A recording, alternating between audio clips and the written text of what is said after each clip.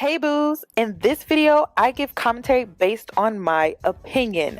Nothing is to be taken as factual.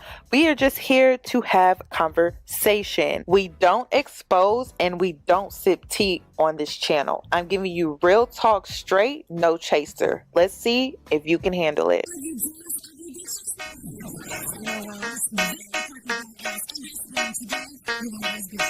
Cause I'm a boss. I haven't done anything for you to be proud of. Of course you have. You are marrying a man who can support you.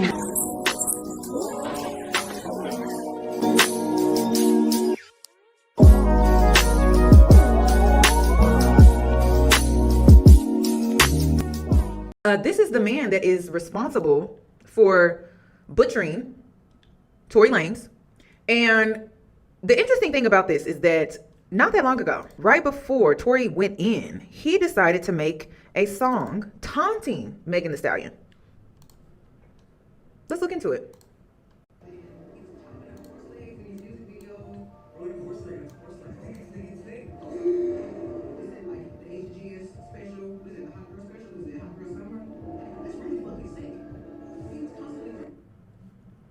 Okay, so let me break this down. When you are an artist and you make music, you are a beacon, you are a siren, you have the ability to summon spirits. I'll just say that. And if you watch Sinners, everyone wants to focus on the stereotypes, but did you actually look into the spiritual lesson behind it? So one thing I've noticed about rappers, they're not smart. Remember that one rapper that lost his life and he did a music video of him losing his life, and he ended up losing his life in the same way that he did in his music video? I forget, what was the name of that artist? I forget the name of the rapper. But anyway, my point is, when you are a beacon or a siren and you're out here singing and you're producing music, you're putting it out here, you have the ability to summon at the same time. And so you have the ability to waken those that may be asleep. And I mean that like from a subconscious level, but then also you have the ability to awaken spirits. And so I believe that that's what this is. But then also, was it Mo 3? Mo 3.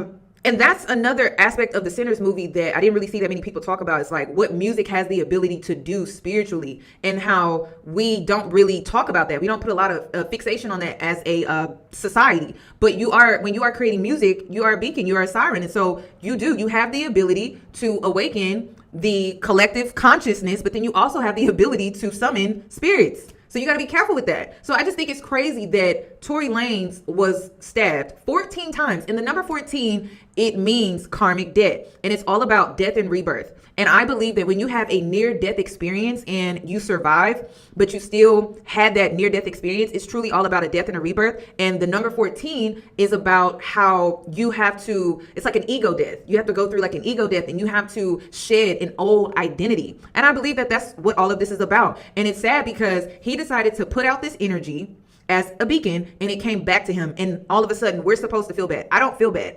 This is a man that was taunting Megan Thee Stallion for years, would not stop. And then on top of that, I think a lot of people on social media are like very delusional. He is in a prison with people that are in there for different type of crimes. I believe this man is doing life in prison. His name is Santino Cassio, or is it Cassio? Cassio.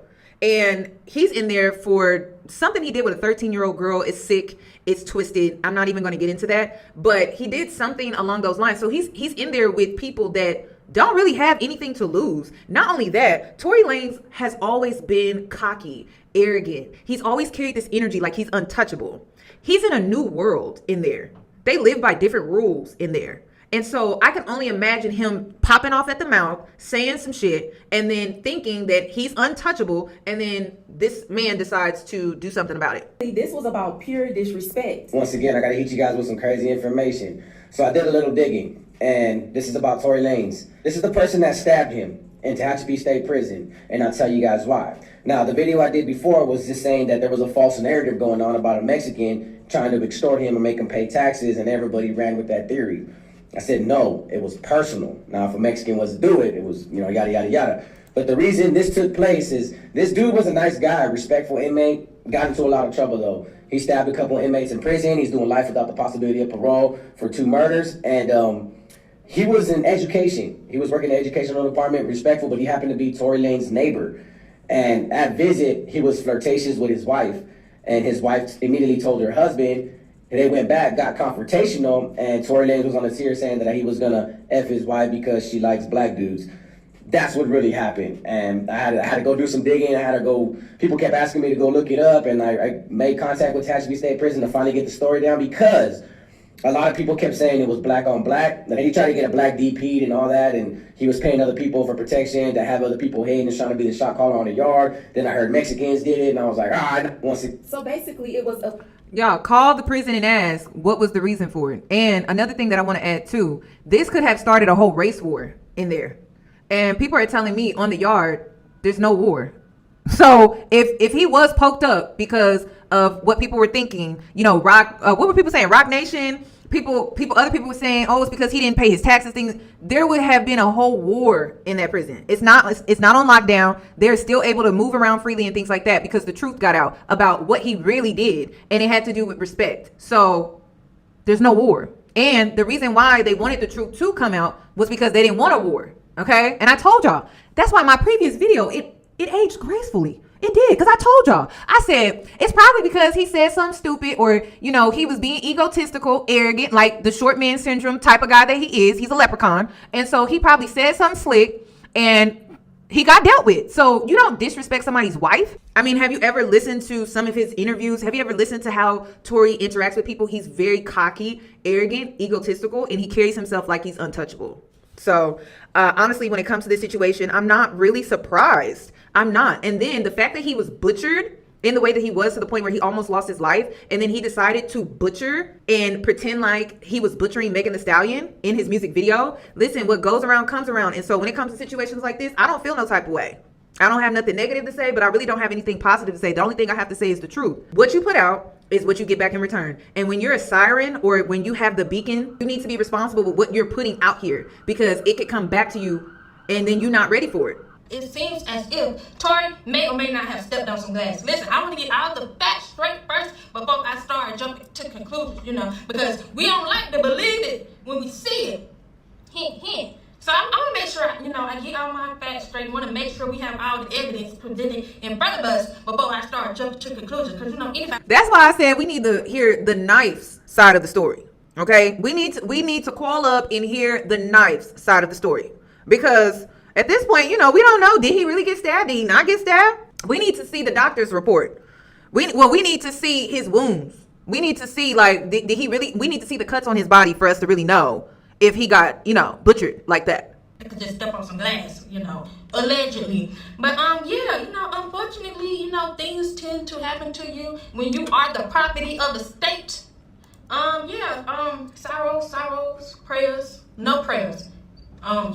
Sorrows to that man. But yeah, you know, we're gonna have a little hot girl summer. It's a little crazy that happened, but yeah, like I said, I don't want to speak too soon before I see all the evidence. You know, I need all the evidence gathered and presented in front of me before I start, you know, believing people and calling people like. Man, I don't believe this shit, bro. Like, he lying, he lying. Like, how you get stabbed in prison? That's the safest fucking place on earth. There's all them guards around. Like, how you just get stabbed up in front of a guard? And I need to see the wounds. What are wounds? Show me the stab wounds. It don't make sense to me. Like, he want to be a victim so fucking bad. Like, I heard from the streets that he had became somebody else's bitch and he was fucking on somebody else's man. If you wasn't fucking on somebody else's man, you wouldn't have got stabbed. Like, I don't believe this. I don't believe this at all. Like, bro, he a liar. He a liar, bro. There wasn't even enough blood. Like, there wasn't. Where's the weapon? Where's the weapon? Show us the stabbing weapon. How you get stabbed in prison? What's the weapon? He did not get stabbed. He fell on the knife. That's what happened. He fell on that fucking knife or that shank, whatever it was. He didn't stab him. Now, do you see how fucking crazy that sounds when somebody starts to question your traumatic fucking experience that happened to you? It sounds crazy as hell, don't it? Listen, these men, they going through it, y'all. The women going through it too. But I feel like the men have it worse. I do. Because you know what? They stupid. Like, the men are really dumb, y'all. And I'm talking about the men out here that don't have any awareness of what the hell is going on. Like, you seeing all of these men go through all of these different hardships, I'll just call them that, and still want to sit up and make excuses. Do you not want to be next? Or it seems like you want to be next because you're not even learning through the stupid choices and decisions that they're making in order for you to hold yourself accountable so that you don't find yourself in a similar situation. But no, you know what the men are doing? The men are defending the bullshit. The men are on social media defending bullshit. Just dumb. Like, I'm telling you, just dumb. And then they don't even think. They're not even smart enough to be like, oh, I could be next. You know what? Let me look to see what this man is going through so I can ensure that I'm not in a similar situation. But instead, they're defending the stupidity and the dysfunction. It's crazy. It's crazy. See how that sounds? Our heart goes out to the person that did it, because I'm sure his bid is about to be a little bit longer. Thank you for taking one for the team. Maybe we can come together and put some money on your books. I don't know. Yeah, good luck. This is so wild because I am combining two of my live streams, and I said this after Chris Brown was arrested. I was warning the men before Chris Brown was arrested. And it's crazy because they paid me out to be a man hater, but I was speaking some real stuff. You couldn't handle it because of your ego. Not my problem. I'm not your babysitter, and you can't hide behind my skirt or under my skirt because you need to face your consequences like a man. And so here we are. Chris Brown was supporting Tory, and then he gets locked up. And I said all of this before Chris Brown was arrested. So I must know something. And to the girls with the spiritual gifts, we will forever be called haters. We will forever be called Debbie Downers. We're just so negative. We don't know what we're talking about, but we always know what we're talking about because we're spiritually connected.